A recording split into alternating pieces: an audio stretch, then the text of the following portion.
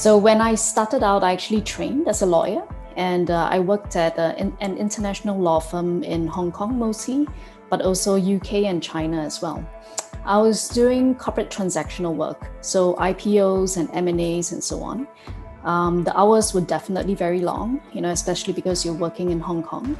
But I really enjoyed the work, the fast pace, and also the teamwork that would go into it.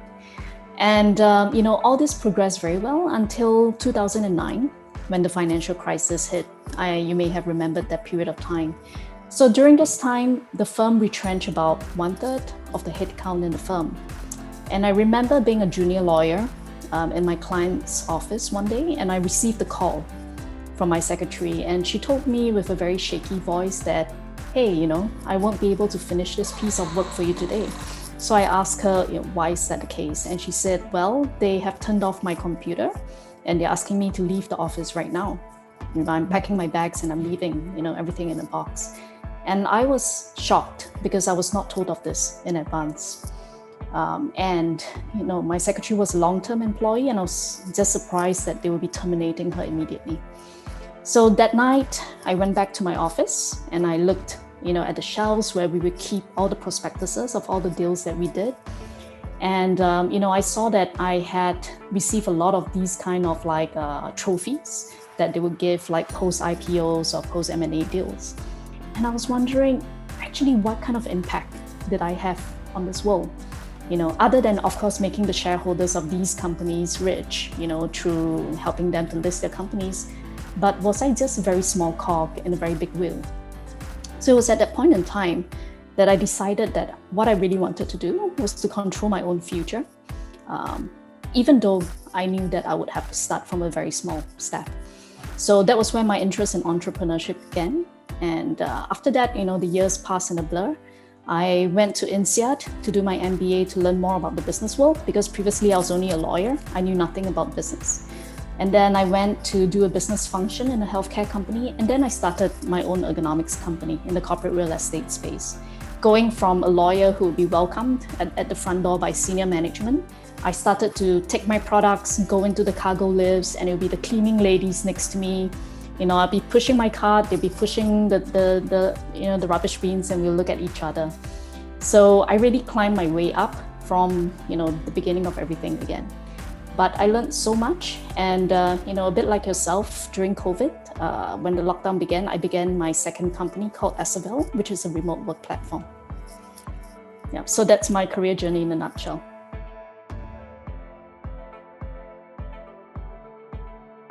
I think one of the trend is very clear, right? So where you're working right now, for example, you're working from home and you're not working in the office. So that is definitely one of the big trends that we've seen, and also the reason why we started Esevel as well.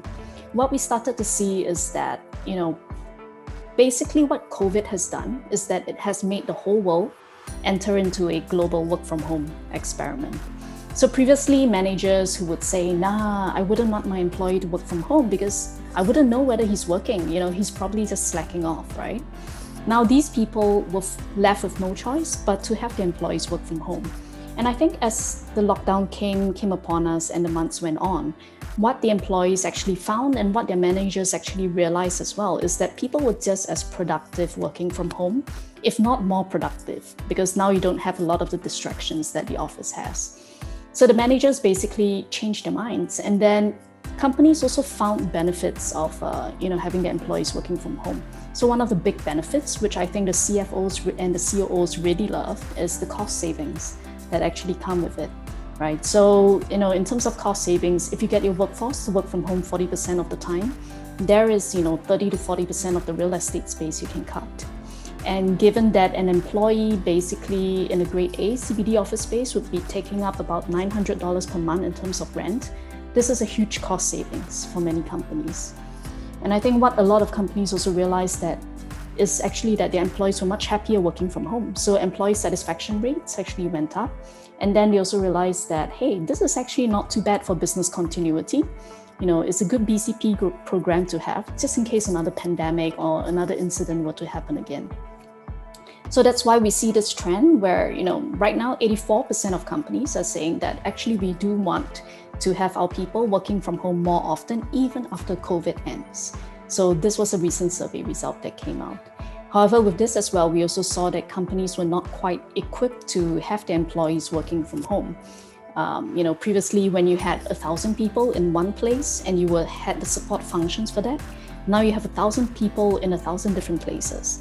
And so the HR teams, human resource, the facilities team, and the corporate real estate team, they're all really, really stretched to the limits. So what we have also seen, another industry transformation that we saw, is that an entire new industry has come up to cater for all these needs. So amongst this, we are one of the front runners in it. And what we provide is actually an end-to-end remote work management platform where employers can come up and they can assess to say, hey, my employees are actually not at risk when they're working from home, and I fulfilled my legal duty of care. And I have this management system where I can provide them with products and services that they need to work from home. So, we have seen a generational shift in this industry for remote work.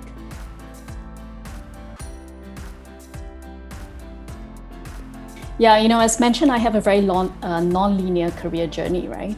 But I guess one of the things that I've realized throughout my journey, and I realized that this may be contrary to what a lot of people advise as well, is that I don't think that there's a specific skill set that people should be training for early in their career. And why do I say this? It's because I see that things in business change so often and they change so quickly. If you were picking up digital marketing skills, for instance, your skills would be outdated, when Google makes an algorithm change or Facebook makes a change in like 1 or 2 months' time. So instead of learning to acquire which new skills you want to acquire, what I really believe in is in training yourself to adopt the correct kind of mindset. And for me, what I really value is, 3 things. One is learning how to learn quickly.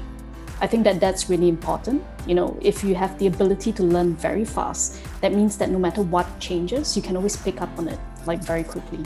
The second thing I think which is really important is learning how to ask the right questions.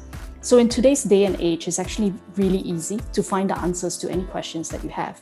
But it's really understanding what are the questions that should be asked in the first place. I think that's important. And the third thing, I think, is learning how to acquire the kind of grit and determination to be the best in whatever it is that you choose to do.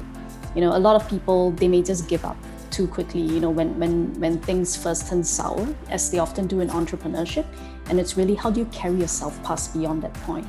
So I really think it's about the mindset and, maybe not so much about the skill set in that sense.